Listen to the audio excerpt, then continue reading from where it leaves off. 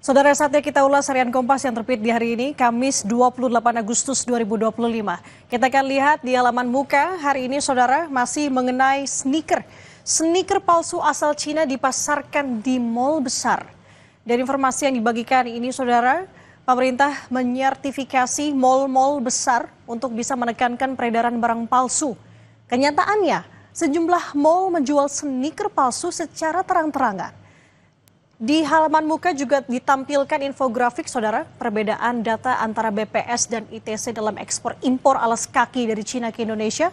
Dari data terakhir mulai dari tahun 2020 sampai dengan 2024, melihatkan selisih jumlah yang cukup signifikan. Di samping itu, kita akan membahas juga masih mengenai sneaker, yakni praktik ilegal, aktor gelap di balik sneaker selundupan pabrik. Informasi yang dibagikan, sebagian penggila sneaker mengincar sepatu bermerek sisa produksi, sisa dari pabrik, saudara. Saking inginnya memiliki sneaker, mereka nekat mendapatkan lewat jalur gelap, jalur yang seharusnya terlarang. Masih di halaman pertama, kita naik lagi di bagian atas kiri, saudara. Ini ada sebuah foto berita. Di sini menampilkan sebuah pedagang yang tengah mengantar beras pesanan pembeli, tepatnya di Pasar Grogol, Jakarta Barat. Dan informasi ini mengenai pedagang yang mengantar ini adalah menaikkan harga eceran tertinggi beras medium dari 12.500 menjadi 13.500 per kilogramnya untuk sebagian wilayah di Indonesia. Masih seputar beras, di bawahnya dengan judul beras stabilisasi seret, harga masih tinggi. Di tengah masih tingginya harga beras, saudara, pasokan beras untuk program stabilisasi pasokan dan harga pangan atau SPHP di sejumlah pasar tradisional dan retail modern di beberapa daerah justru seret. Distribusi beras SPHP perlu digencarkan guna mengerem laju kenaikan harga beras. Di sisi lain, perlu juga antisipasi agar persoalan perberasan ini tidak berkepanjangan, mengingat musim panceklik bakal berlangsung seusai panen raya pada musim tanam 2. Dan saudara, untuk informasi lebih lengkapnya Anda bisa membaca harian Kompas atau juga bisa mengaksesnya melalui kompas.id.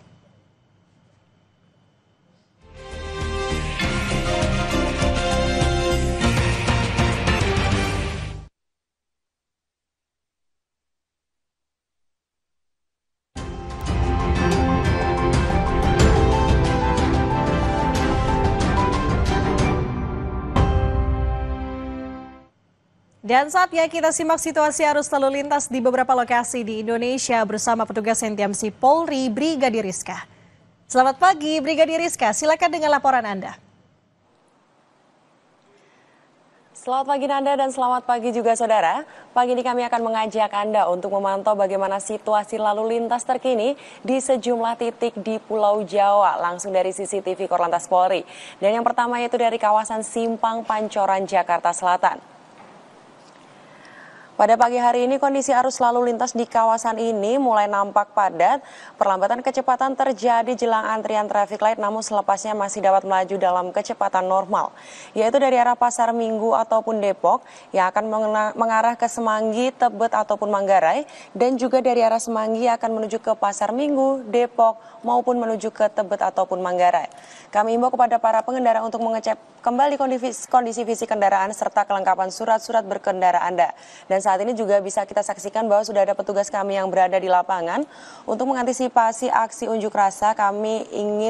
Maksud kami pasti petugas melakukan rekayasa lalu lintas yang akan diterapkan. Untuk itu besar harapan kami kepada para masyarakat pengguna jalan agar mematuhi arahan petugas yang berada di lapangan dan tentunya selalu berhati-hati serta menghindari rute-rute unjuk rasa demi keamanan para pengguna jalan. Selanjutnya kita akan bergeser menuju ke exit tol Bekasi Barat. Bertepatan dengan jam berangkat perkantoran, kondisi arus lalu lintas di kawasan ini juga sudah mulai nampak ramai dan terjadi peningkatan jumlah kendaraan yang cukup signifikan. Perlambatan kecepatan terjadi jelang antrian traffic light, namun selepasnya kendaraan masih dapat melaju dengan kecepatan normal, yaitu dari gerbang tol Bekasi Barat yang akan menuju ke Pekayon, Kalimalang, dan juga Jalan Ahmad Yani. Selanjutnya, kendaraan yang akan mengarah ke Pekayon menuju ke Kalimalang, Jalan Ahmad Yani maupun gerbang tol Bekasi Barat. Kami himbau kepada para pengendara agar selalu menggunakan jalur yang benar, dan saat ini juga sudah ada petugas yang berada di lapangan guna melakukan pengaturan arus lalu lintas di kawasan ini. Dan yang terakhir kita akan menuju ke Pospol Simpang Cileunyi, Bandung, Jawa Barat.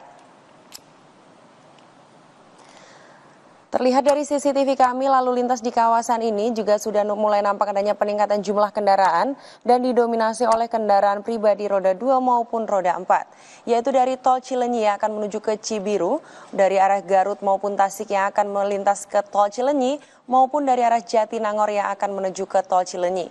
Kami himbau kepada para pengendara agar berhati-hati serta waspada, mengingat banyaknya angkutan umum yang berhenti di sembarang tempat dan menaik turunkan penumpang, serta juga banyaknya masyarakat yang berlalu lalang di kawasan ini.